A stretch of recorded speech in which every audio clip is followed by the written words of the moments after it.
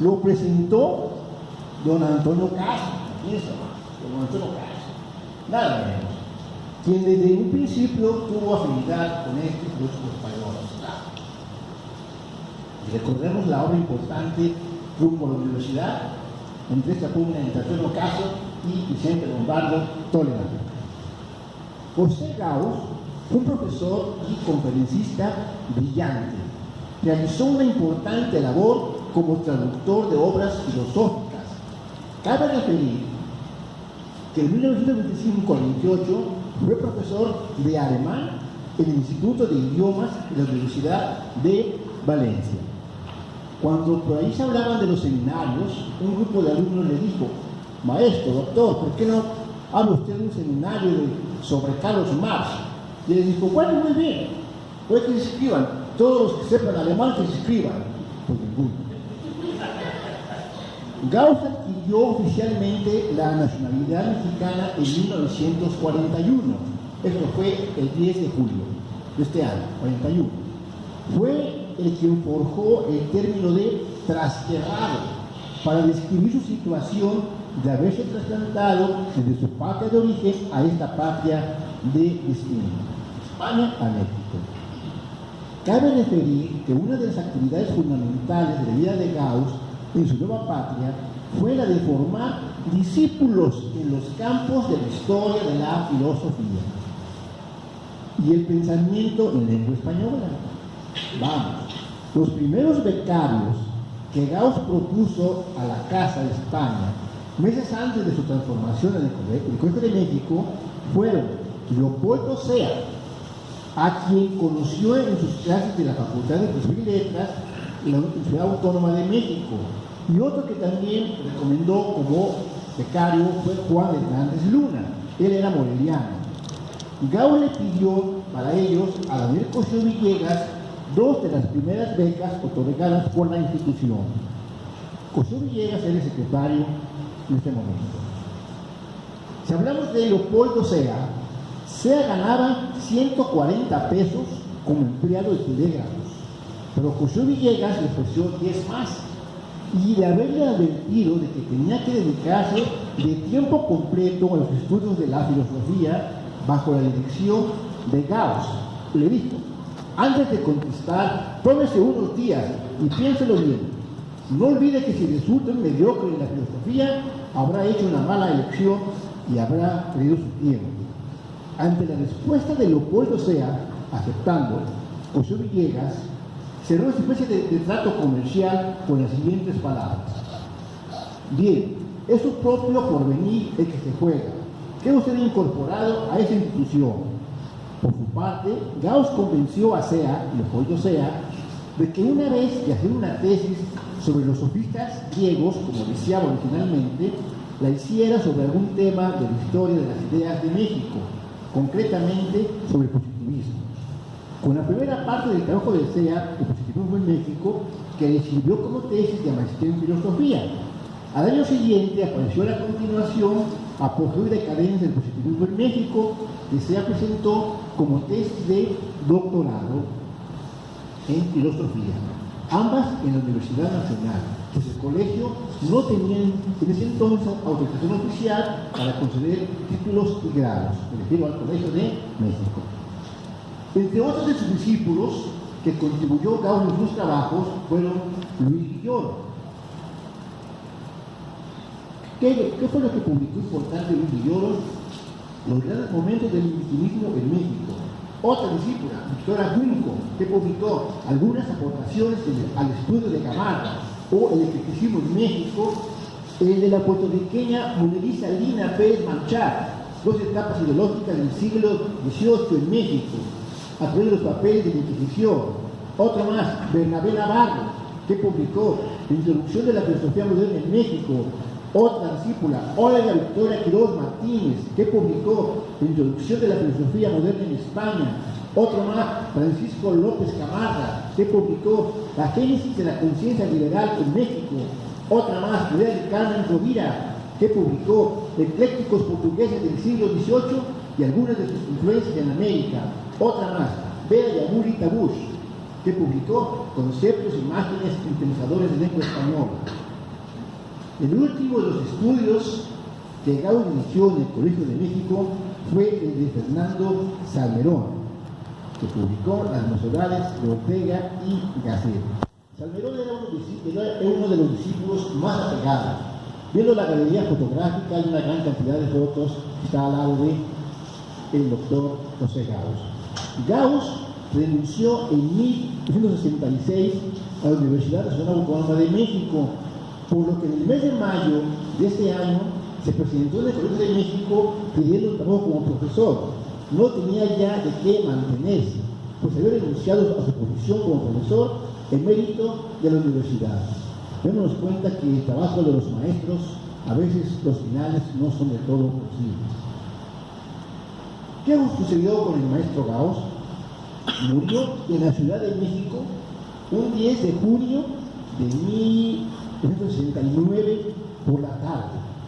Gauss, que sufría de una afección cardíaca, se desplomó sobre el acta de examen, muerto instantáneamente de un infarto al corazón, cuando acababa de firmar el acta del examen doctoral de nombre La Sociedad Prescortesiana a través de la concepción europizante de la historiografía colonial de su alumno José María Moyá en el Colegio de México.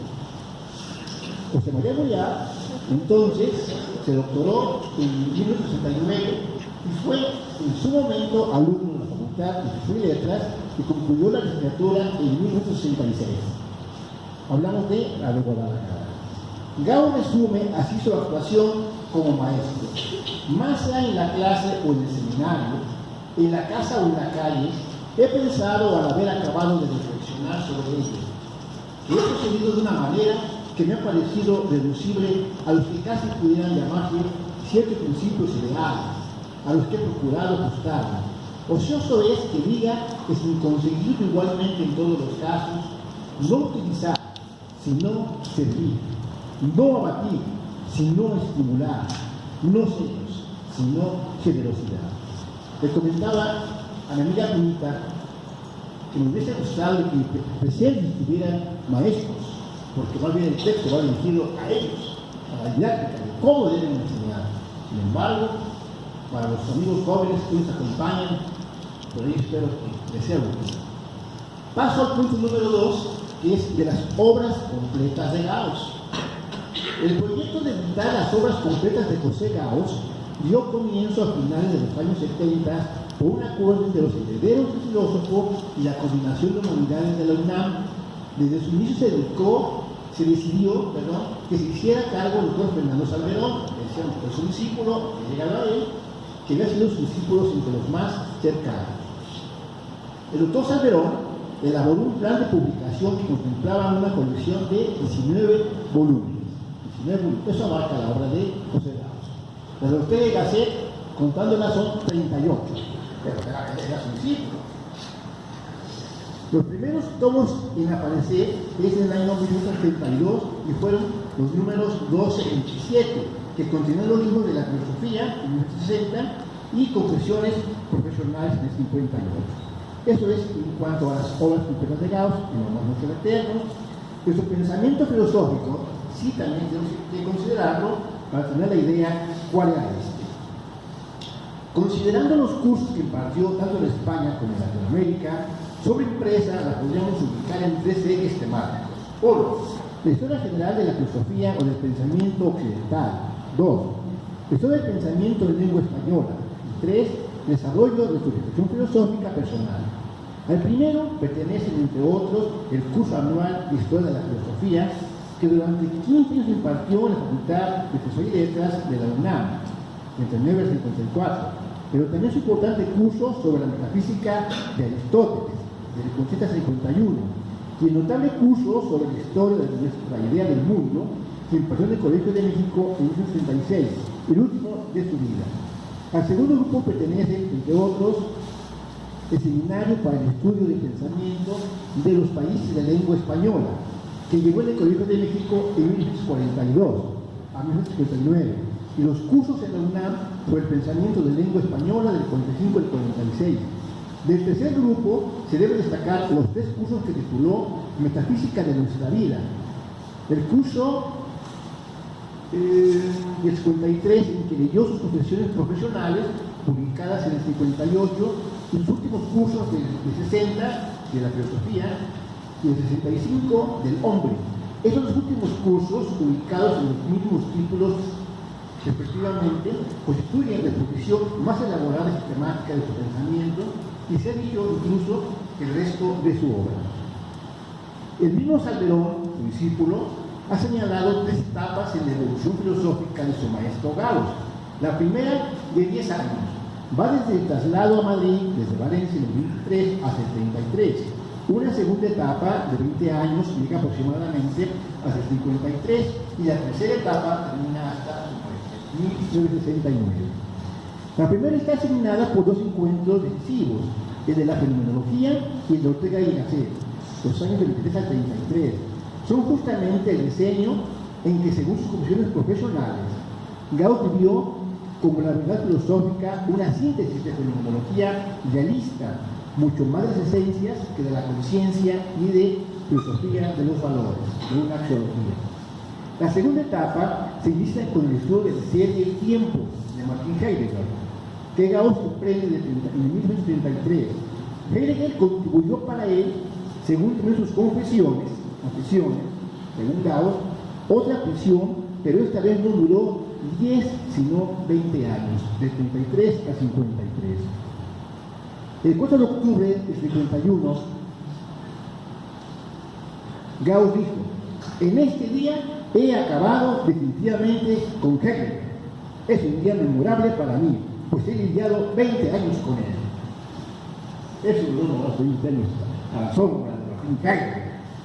En el 54, año en que la universidad ocupó la ciudad universitaria, Gauss publica el ensayo Discurso de Filosofía, en el que se exponen con claridad los puntos principales de su posición filosófica en relación con la filosofía de esta última etapa de su evolución. Dato genérico, compañeros. Cultura general. La Universidad Nacional de México se inaugura el 22 de septiembre de 1910 por Porfirio Díaz Mori, siendo su primer rector Joaquín Eguía Liz. En 1929 adquiere su autonomía en el periodo de Emilio Portes Gil. En el periodo de Manuel Ávila Camacho se autoriza la construcción de la ciudad universitaria, y no es hasta la gestión de Miguel Alemán Caldés, el 5 de junio, día del medio ambiente, del 50, se colocó formalmente la primera piedra del que sería el primer edificio de la ciudad universitaria, la Torre de Ciencias. Vamos ahora entonces a llegar al platillo fuerte: José Gauss y la enseñanza de la filosofía. En este contexto, compartiré lo referido por José Gauss en lo que concierne a la enseñanza de la filosofía.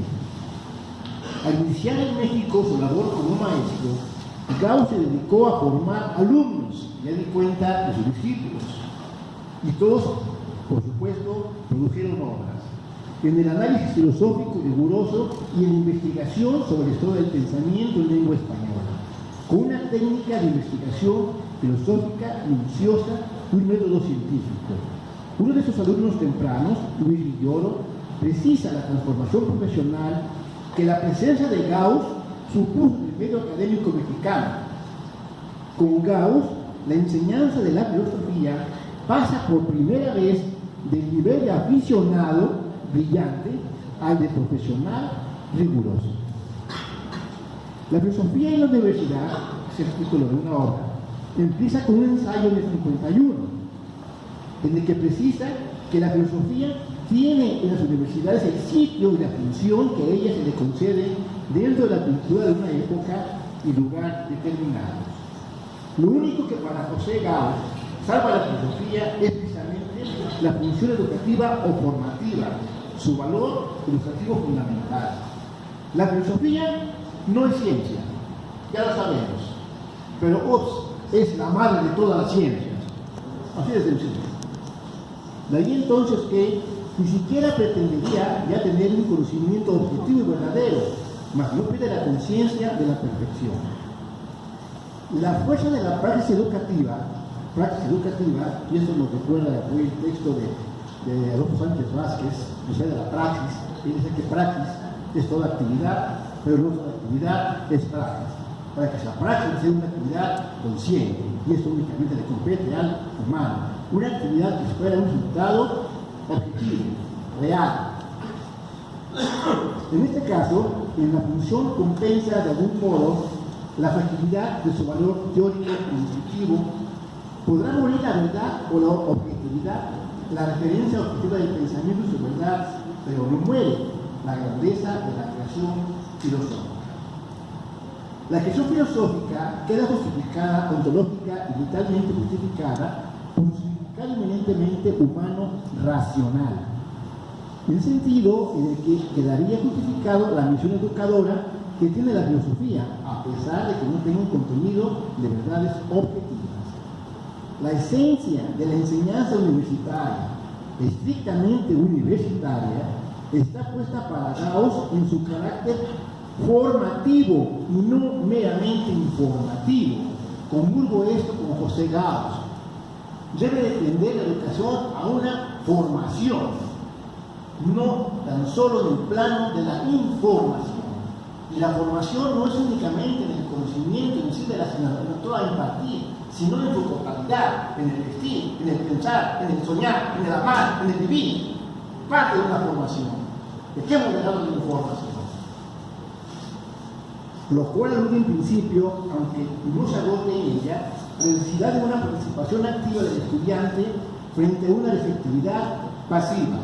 Y esto me recuerda el último congreso de colegio del cual se refirió a la Paideia, en donde los alumnos de la última mesa, tenemos que recordarlo, hablaban de este asunto de la enseñanza, de cómo debería de ser, y por eso hablaban por ahí de una de las propuestas que tienen los jóvenes, que reclaman entonces la actividad activa, no pasiva.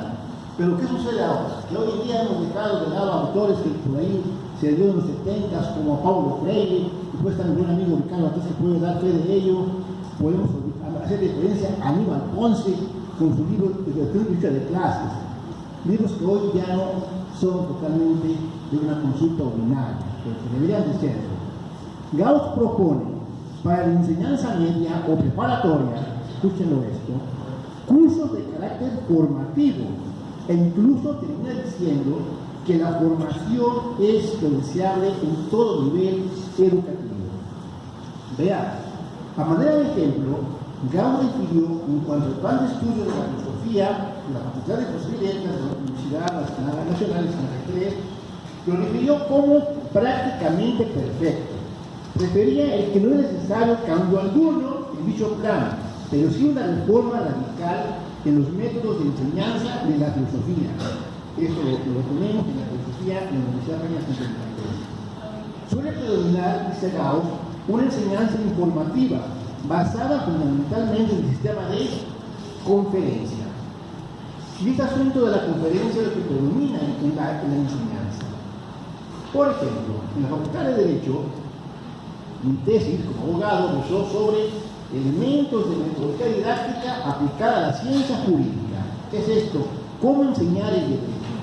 Cada asignatura, cada disciplina debe de responder a una didáctica especializada. De acuerdo a esta es la didáctica jurídica. Pero ¿qué es lo que sucede? Lo hacemos general. ¿Y qué sucede, por ejemplo, con los maestros de preparatoria? Conocedores de su disciplina como abogados, como médicos, como arquitectos. ¿Pero dónde quedó entonces la didáctica? ¿Por qué tanto alumnos reprobados en matemáticas, en inglés, en física, en química? ¿Dónde quedó esa didáctica? Se pensó en su momento que la solución era para los de secundaria con las escuelas normales superiores, pero en Jalisco no fue sino hasta después de los 75, 76, cuando tiene apertura la escuela normal superior para maestros. Su servidor asistió a la superior en el 73. Ahí iba todos los profesores de cada lado de Sonora, Sinaloa, Tijuana, California, ahí nos vemos, cada año no terminamos. Entonces, ojo con esto. Estás en casa con ustedes en confianza en la Facultad de Derecho, por ejemplo, el maestro que necesita de la clase, como en cualquier clase, dictando la clase, dictándola. Qué lamentable situación. Fuera de la didáctica. Bueno, suele predominar ese caos una informativa y aprendida a la conferencia, que no se distingue realmente de lo que se enseña y cómo se enseña. Es la necesidad de incorporar los seminarios, subrayemos este término, propuesta de Gauss, los seminarios, como la modalidad idónea de la enseñanza de la filosofía propiamente universitaria. Esta es la clave para Gauss. Los seminarios. Seminarios de textos y seminarios de investigación de tesis y de investigación en general. Gauss afirma: los seminarios son a las facultades y escuelas de humanidades lo que las ciencias son a los laboratorios. La verdadera formación solo se puede adquirir dentro de los seminarios, ya que estos es donde se aprende a filosofar. No se aprende filosofía, se aprende a filosofar. Más a filosofar no se aprende, sino co-filosofando con los filósofos. El método entero del maestro de filosofía es también para Gauss Sócrates, de quien dice, ahora de Sócrates, expuso y encarnó como nadie y para siempre el eros pedagógico. Bajo la vocación de Sócrates, arquetipo del maestro, les quita la palabra en todas las letras mayúsculas. El maestro no es científicamente, pero formador de hombres con el diálogo libre y en la convivencia cotidiana. Eso refería Gauss de Sócrates. Hice mención al eros pedagógico, pero ¿cómo se debe de entender? Una breve referencia. Desde los tiempos de Sócrates y Platón, el eros pedagógico ha influido entre maestros y discípulos, y la relación amorosa que existía entre ellos era ese amor por querer estudiar y por querer enseñar, por el perfeccionamiento y mejora que se requiere ver en cada uno de los discípulos y de los alumnos. Amigos todos, este eros pedagógico ilusiona, enamora. Platón en el banquete habla así por boca de Dioto, el maestro, que debe tomar por más valiosa la belleza.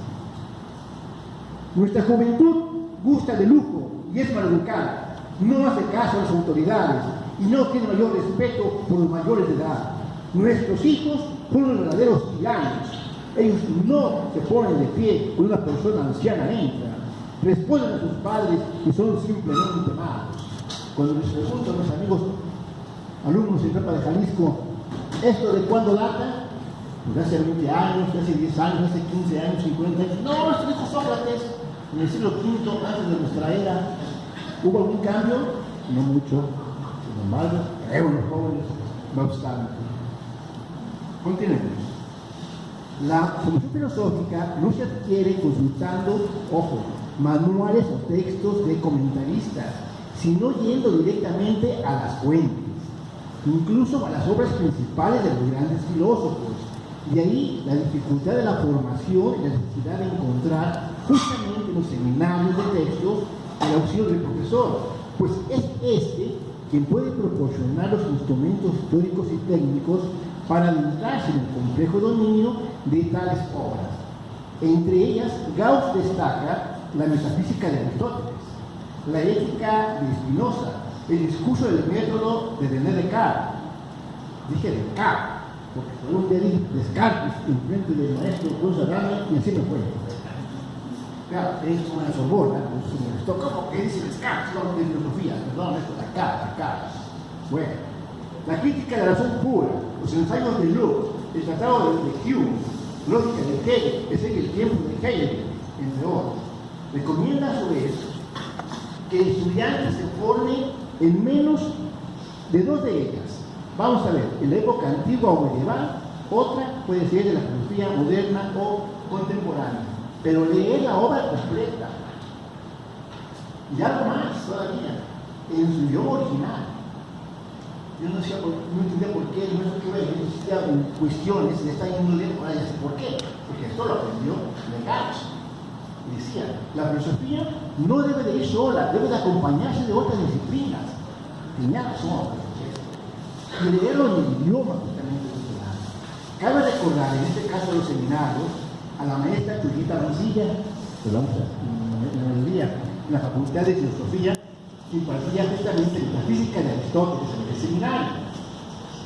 El doctor Pedro Castañeda, profesor de Hegel, en un seminario, y rápidamente les comento el examen, era a las 5 de la tarde, de X día, del mes de junio, dicta a los internos alumnos de filosofía de octavo semestre 7 preguntas.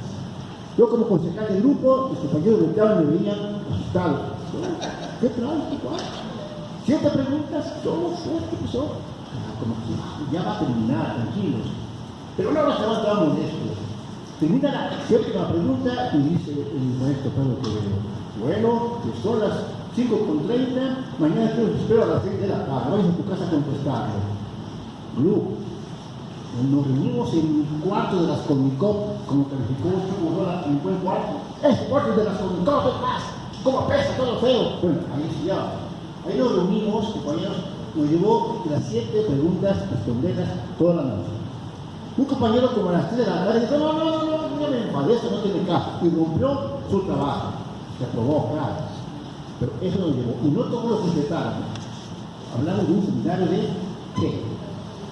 Y el curso de didáctica de la filosofía, también basado en las conferencias de José Gauss, y cualquier maestro Pedro. Gauss establece normas concretas para los seminarios.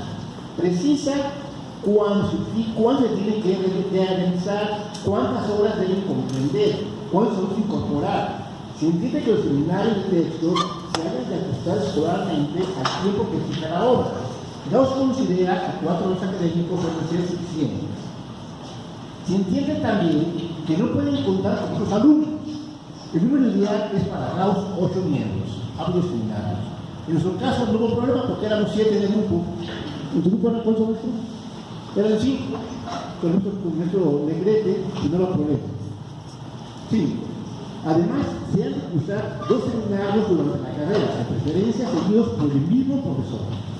En el primer texto se comenzará por hacer la lectura detallada de la obra actuándose en riguroso análisis. Los alumnos, dice Gauss, empezarán por realizar cuidadosos resúmenes para luego gradual y progresivamente irse capacitando en el excesivo trabajo de interpretación de la vida. Gauss se reconocía a sí mismo más que como filósofo, como un profesor de filosofía. Sobre su formación, actividad y experiencia como profesor, Gauss dio cuenta en diversos aspectos, por ejemplo, en cuestiones profesionales, enseñanza y educación y la filosofía en la universidad. En este texto, Filosofía y Vocación, encontré que Gauss encuentra el interés por la filosofía cuando tenía de edad 14 años y medio. Ahí empezó su interés por la filosofía, por la academia, por estudiar, por saber.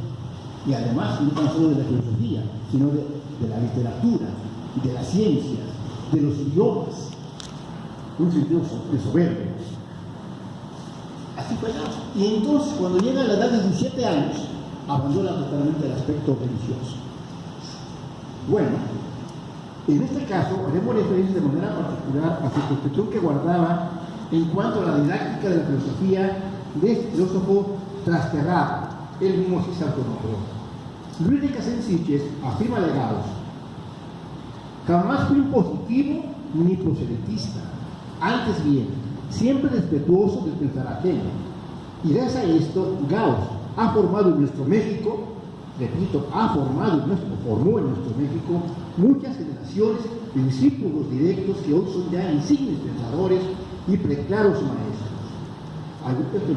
La gente ya no lo daré cuenta.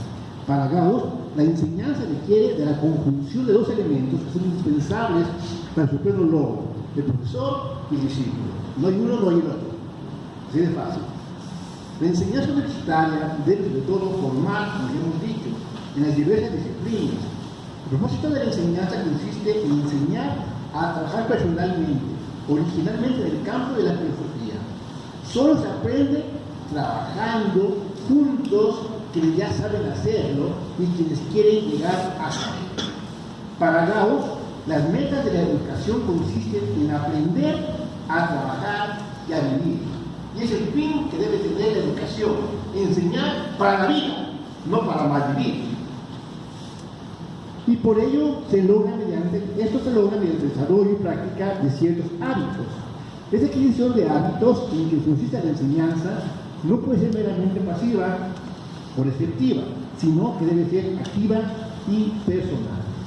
Uno de los grandes requisitos fundamentales que Gauss le exige a la enseñanza de la filosofía es la necesidad de trabajar contacto directo con los textos clásicos.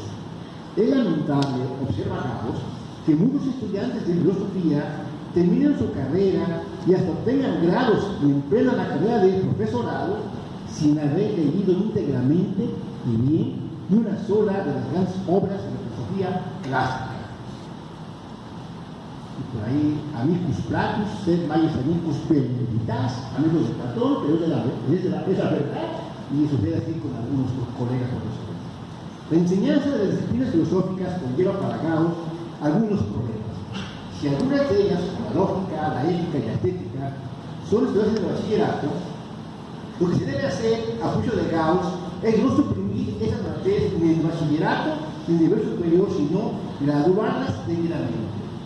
Y siendo un tanto autocríticos, me pregunto, ¿exige la enseñanza actual del bachillerato filosofía? ¿La ética? ¿La lógica? Entonces, ¿qué tenemos? En la Facultad de Filosofía, en el primer año, el curso de filosofía eran 3 textos: la semántica de Jacques, la ética de Adolfo Sánchez Vázquez y la antropología filosófica de Ernest Cassirer. Esos eran nuestros textos simplemente de filosofía. Las semblanzas biográficas de los filósofos son susceptibles de promover el mayor interés y ser portadoras de un subido valor educativo. También aportan las biografías. Es preciso decir que las teorías pedagógicas de Gauss se traducen en su propia vida y práctica de maestro. Aquí se impone la frase que reza: predicar con el ejemplo. Sus discípulos así lo han reconocido. Recuerda sobre Leopoldo Sea que Gauss fue maestro, un maestro en todos los sentidos. Su preocupación frente a los que fueron sus discípulos, estoy citando a Sea, no se limitó a la transmisión de un determinado saber. Su preocupación llegaba hasta lo más personal y íntimo de sus discípulos, buscando ayudarlos a la solución de todos sus problemas, lo cual muchas veces nos olvidamos de ello. Que no estudió, que faltó, y no tenemos siquiera oye, ¿por qué faltaste? ¿Qué te sucede? ¿Qué pasó? Nunca le preguntamos al alumno. La vocación